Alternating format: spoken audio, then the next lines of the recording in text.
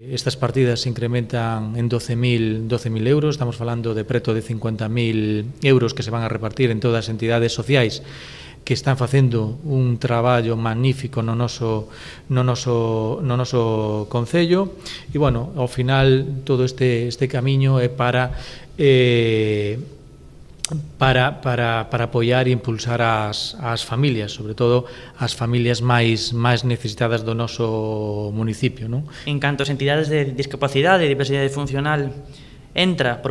concurre por primeira vez Ámbar, que é unha entidade que tradicionalmente xa leva facendo actividades de desenvolvemento de traballo en Boiro e cos veciños de Boiro.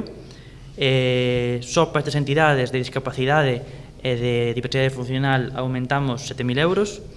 en comparación co ano anterior. Nova entrada tamén da Asociación Antidroga Renacer Ribeira, coa que impulsamos o traballo que están realizando nos institutos en materia de adiccións, especialmente en materia de drogadicción, de drogas.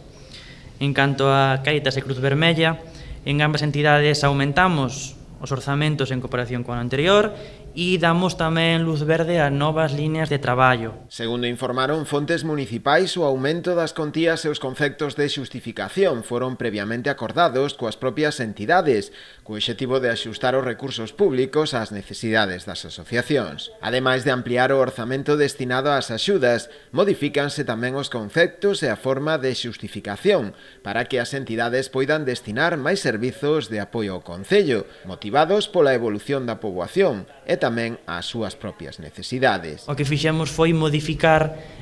puntualmente as formas de xustificación de forma que sexa máis sinxelo, máis fácil para as entidades acceder aos recursos e especialmente utilizalos e poder dar máis servicios.